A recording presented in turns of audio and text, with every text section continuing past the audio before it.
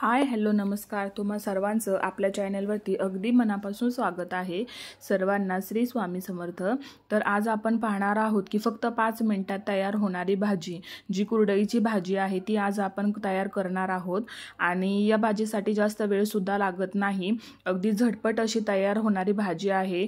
अगदी तुम्ही जेव्हा तुम्हाला जेवायचं असेल त्याच्या 5 मिनिटे आधी सुद्धा तुम्ही ही भाजी खाण्यासाठी तयार करू शकता।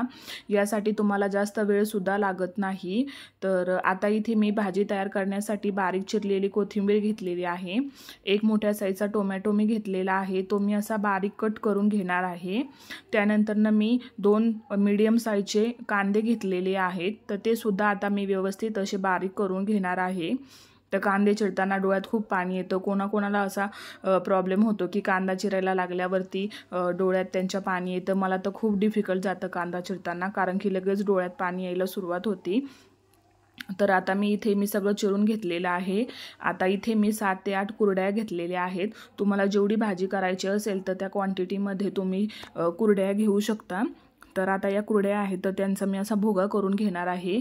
तुम्ही अगदी एकदम बारीक असा केला तरी चालेल किंवा मीडियम मध्ये ठेवला तरी सुद्धा चालेल, पण शक्यतो जरा बारीकच करायचा। आणि ही भाजी सुद्धा लगेच शिजते, कारण की पाणी टाकल्यानंतर कुरडई सुद्धा लगेच शिजली जाते। त्यामुळे जास्त वेळ भाजी होण्यासाठी आपल्याला वाट सुद्धा पाहावी लागत नाही। तर आता इथे मी सगळ्या कुरड्या अशा बारीक करून घेतलेल्या आहेत, जेणेकरून भाजी जेव्हा आपण टाकू तर तेव्हा आपल्याला सोपं जाईल। आणि भाजी करताना सगळ्या प्रिपरेशन आधीच करून घेतल्या तर मग भाजी करताना आपल्याला जास्त त्रास सुद्धा होत नाही आणि गडबड सुद्धा होत नाही, आणि जास्त पसारा सुद्धा आपल्या ओट्यावरती दिसत नाही। जर आपण आधीच तयारी केली तर मग काय होतं ना की भाजी टाकायला सुद्धा खूप इझी जातं आणि ओटा सुद्धा आपला क्लीन दिसतो। नाहीतर मग काय होतं, सगळं मेसी होऊन जातं आणि मग ते नंतर साफ करताना सुद्धा आपल्यालाच त्याचा त्रास होतो।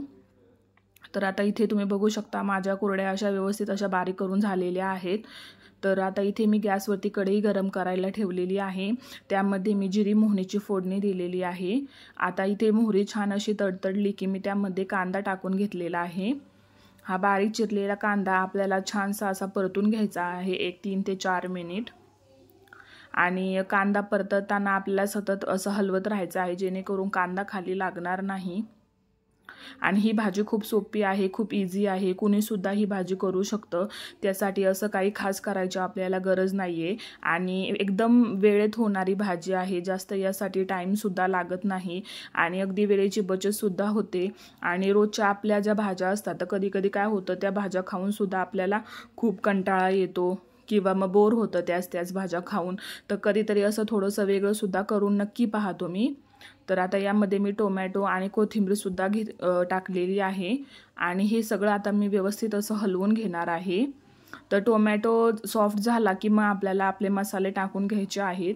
तर बऱ्याचदा काय होतं ना की टोमॅटो आपण जेव्हा भाजीमध्ये टाकतो तर तो थोडासा सॉफ्ट व्हायला उशीर लागतो। तर त्यासाठी काय करायचं की 1 चिमूटभर मीठ हे ना हे वरून टाकायचं।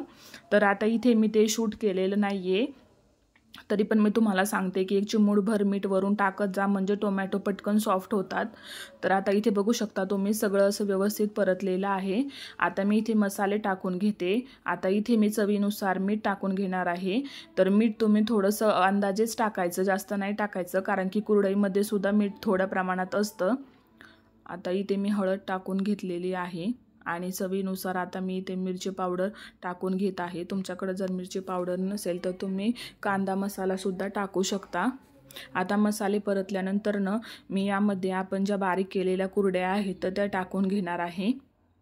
आता आपण या कुरड्या आणि मसाले व्यवस्थित असं मिक्स करायचं, जेणेकरून मसाला जो आहे तो व्यवस्थित असं त्या कुरडईला लागेल। आणि पाणी टाकल्यानंतर शेवटी तर ते मिक्स होणारच आहे। आता मी हे 1 मिनिट असं हलवून घेणार आहे। हे व्यवस्थित असं हलवून घेतलं की मग यामध्ये आपल्याला पाणी ॲड करायचं आहे। पाण्याची क्वांटिटी तुम्ही जसं तुम्हाला हवी असेल तशी ॲड करू शकता। तर आता मी इथे 1 ते 1.5 वाटी पाणी टाकून घेतलेलं आहे। फक्त कुरड्या त्याच्यात व्यवस्थित अशा शिजतील एवढ्याच अंदाजे मी पाणी घेतलेलं आहे। तर आता बघू शकता तुम्ही पाणी टाकल्यानंतर मी व्यवस्थित हे असं हलवून घेतलेलं आहे। आता हे व्यवस्थित हलवून झाल्यानंतर आपल्याला याला एक उकळी येऊन द्यायची आहे। तुम्ही बघू शकता कशी छान अशी तर्रीसुद्धा लालसरपणासुद्धा याला आलेला आहे आणि अगदी झटपट होते, जास्त काही वेळ लागत नाही. अगदी 5च मिनिटात ही भाजी तयार होते आणि कुरडया यासुद्धा लगेच पाण्यात टाकल्यानंतर शिजल्या जातात. तर आता इथे तुम्ही बघू शकता पाणी पूर्ण आटत आलेलं आहे. आता मी गॅस बंद करणार आहे आणि ही भाजी चपातीसोबत खायला खूप सुंदर लागते. तर इथे माझ्याकडे आमच्या शेतातील कैऱ्या होत्या, तर त्यासुद्धा मी सोबत घेतलेल्या आहेत. तर आजची रेसिपी तुम्हाला कशी वाटली हे कमेंट करून नक्की सांगा. धन्यवाद.